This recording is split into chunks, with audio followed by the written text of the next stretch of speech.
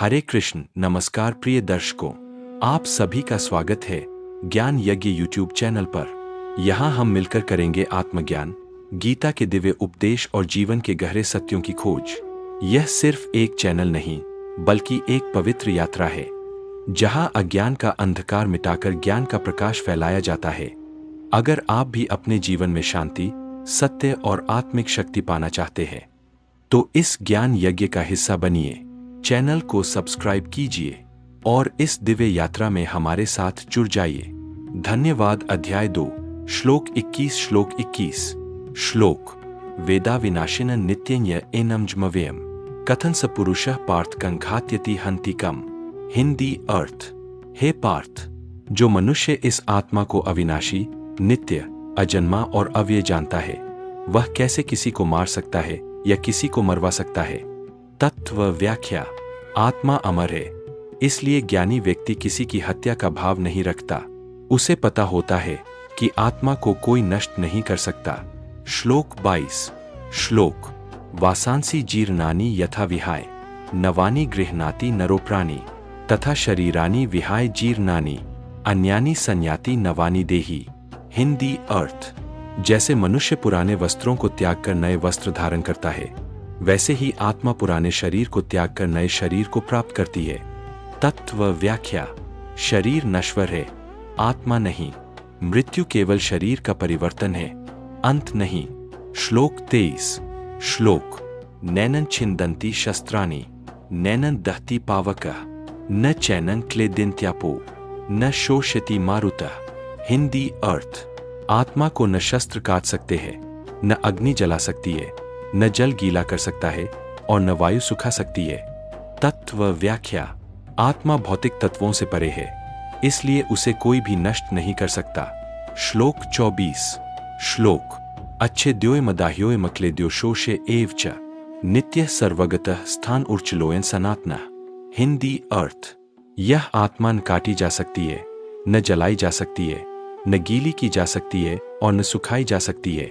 यह नित्य, सर्वव्यापी, स्थिर और सनातन है। तत्व व्याख्या।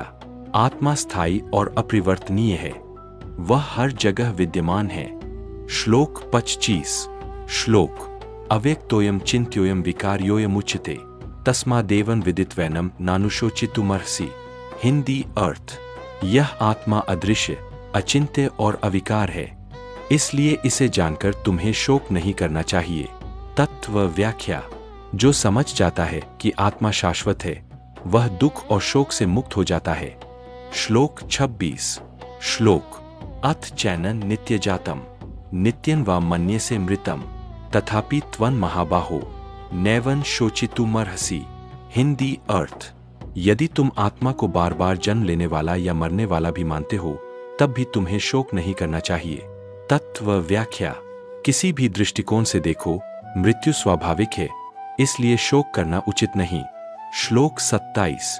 श्लोक जातस्य हि ध्रुवो मृत्यु ध्रुवं जन्म मृतस्य च तस्मात् परिहार्यर्थे न त्वं शोचितुमर्हसि।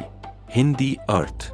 जो जन्म लेता है उसकी मृत्यु निश्चित है और जो मरता है उसका जन्म भी निश्चित है, इसलिए इस अपरिहार्य सत्य पर शोक नहीं करना चाहिए। तत्व व्याख्या। जीवन और मृत्यु एक चक्र है, इसे समझकर मनुष्य शांत रह सकता है। श्लोक 28। श्लोक अव्यक्तादीनि भूतानि व्यक्त मध्यानि भारत अव्यक्त निधनानेव तत्र का परिदेवना। हिंदी अर्थ। सभी प्राणी पहले अव्यक्त थे, बीच में व्यक्त होते हैं और अंत में फिर अव्यक्त हो जाते हैं। फिर शोक कैसा। तत्व व्याख्या। जीवन एक अस्थायी प्रकट अवस्था है, इसलिए मोह करना व्यर्थ है। श्लोक 29।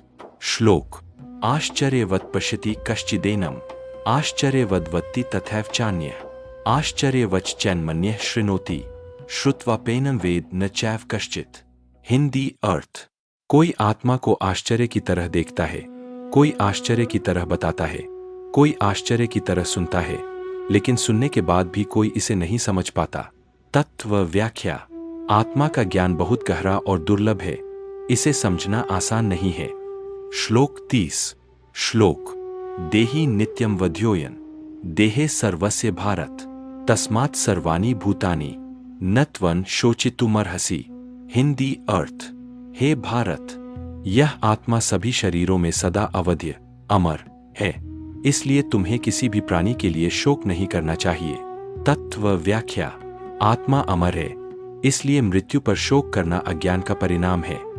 ज्ञान से ही शांति मिलती है।